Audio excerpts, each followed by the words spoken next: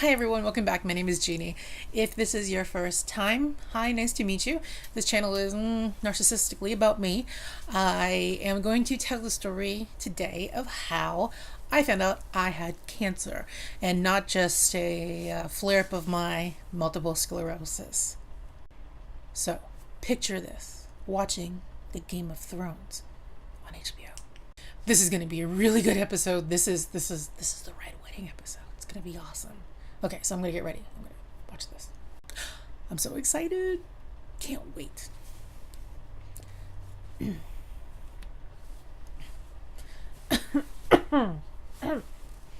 Huh. Huh. It's blood. No. Probably just cut myself or something. Anyways. They won't let the wolf in. You should have known when they told you you couldn't take your wolf in with you that there was...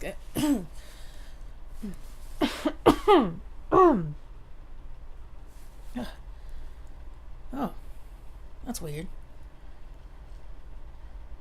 Huh. I got a bloody nose or something? No. No. That should be fine.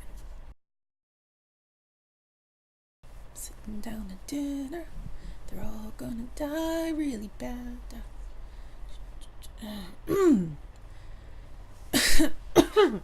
What is going on? Oh. More blood. Huh. That is probably not good. I should probably, I should probably go to the doctor for that. But okay, let me just finish watching this episode of Game of Thrones first. That was a good episode. They didn't have to kill the wolf. I guess they did, because then it would probably come back and attack them. Well, anyways, it was a really, really good episode, and I'm really excited. Okay, so now I'm gonna go to the hospital because I probably shouldn't be coughing up blood. But it's just totally worth waiting like an hour before I went to the hospital.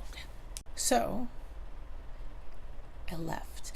After I watched my episode of Game of Thrones, I went to the emergency room, which I probably should have done at the beginning when I was coughing up blood, but I didn't. Probably because I didn't want to know, and probably maybe a little bit not really there because I was pretty sick at the time. I go bebopping in, they don't seem too concerned, and then all of a sudden the doctor's like, hey, come in this room, you need to come in here right now. Okay. I get in. He's like, you look really good for someone who is so sick. Really good is something people with invisible chronic illnesses hear all the time. I look really good for someone who's so sick. You don't look sick. Okay. As a side note, don't say that to people who have chronic illness. Just try to say something else. It might come out. We'll forgive you the first couple times. I will. But after a while, it's just like, oh, okay, I look really good. He tells me my platelet count is 10. Oh, 10? I used to be in the medical field. So 10, I know is not good. A healthy, normal person, healthy person's platelet count is usually in the 2 to few hundred range. It just depends. Mine was 10, not 10. Fighting. I guess they were fighting each other. I don't know.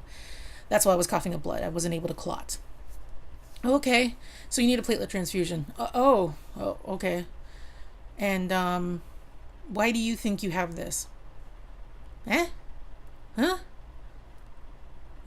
Well, me? Oh, I don't know. I don't have bleed to death on my schedule today. Aren't you the doctor?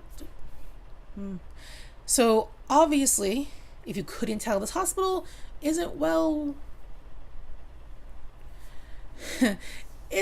highly regarded in the community. So, long story short, he asks me if I'm taking MS medication. I say yes. He asks me what kind. I take Copaxone.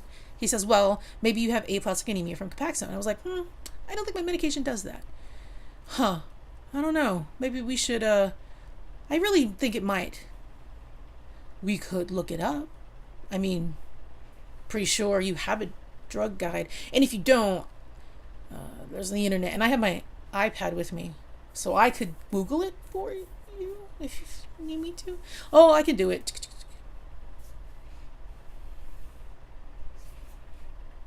Okay. Let me know what you find out. Getting my platelet transfusion. Nurse comes in and tells me, oh, you need to wear this mask. I do? Why? And this is a couple hours now, mind you. Why do I need to wear this mask? Oh, it's a couple hours because they had no platelets at the hospital. They had to get it from another hospital, and it took them about an hour and a half to get it. It's okay. I only have 10 platelets, maybe 9 now. But that's fine. Take your time. So, why do I need to wear a mask? Oh, well, your white blood cells is at about 100,000. 100 what? Pardon? For those of you probably not in the know, your white blood shells, that would be interesting, cells should be between 2-ish million to a little bit higher. Anything really higher means you have an infection. Anything lower, I guess, leukemia. Oh, so have you guys known this the whole time? Because I've been walking around this hospital, this dirty hospital, because hospitals are dirty. There's germs there. It's sick people. They're everywhere in the hospital. Without a mask on. And you're telling me that my white blood cell count, for those also who don't know, your white blood cells are what fights off infection. So you've just told me that I have no immune system and I may at any time just bleed to death. But you have no platelets and you have not told me to wear a mask. Okay. That's cool. So they tell me they're going to transfer me to the cancer center, which I am very grateful for at this point because I maybe want to go to a veterinarian's office at this point because blood and maybe they have masks there. I don't know.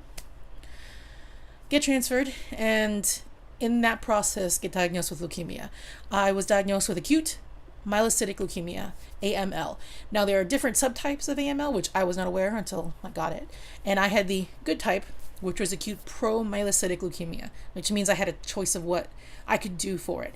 I was a low risk patient. I was young, healthy-ish, even with the MS. I had a low white blood cell count and a few other factors.